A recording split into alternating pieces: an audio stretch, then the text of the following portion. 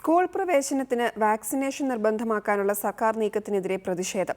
ഇഷ്ടമുള്ള ചികിത്സ സ്വീകരിക്കാനുള്ള സ്വാതന്ത്ര്യത്തിന് മേലുള്ള കടന്നുകയറ്റമാണ് വാക്സിനേഷൻ നിർബന്ധമാക്കുന്നതിലൂടെ ചെയ്യുന്നത് എന്നാണ് ബെറ്റർ ലൈഫ് സൊസൈറ്റി എന്ന സംഘടനയുടെ വാദം. മരുന്ന് കമ്പനികളുടെ ഗൂഢാലോചനയും ഇതിന് പിന്നിലുണ്ടെന്നും ഇവർ ആരോപിക്കുന്നു. സ്കൂൾ പ്രവേശനത്തിന് വാക്സിനേഷൻ നിർബന്ധമാക്കുന്നതിനെതിരെ വിവിധ സംഘടനകളുടെ കൂട്ടായ്മയായ ജനകീയാരോഗ്യ സംയുക്ത സമിതിയാണ് രംഗത്തെത്തിയത്. ഏത് വിധത്തിലുള്ള ചികിത്സ വേണമെന്ന് നിർബന്ധപൂർവ്വം അടിച്ചേൽപ്പിക്കുന്നതിന് തുല്യമാണ് സർക്കാരിന്റെ പുതിയ തീരുമാനം. ഡിഫ്തീരിയ ഉൾപ്പെടെയുള്ളവയ്ക്ക് വാക്സിനേഷൻ പ്രതിവിധിയല്ലെന്ന് നേരത്തെ തെളിഞ്ഞതാണ്. രോഗപ്രതിരോധം ജന്മനാൽ ലഭിക്കണം.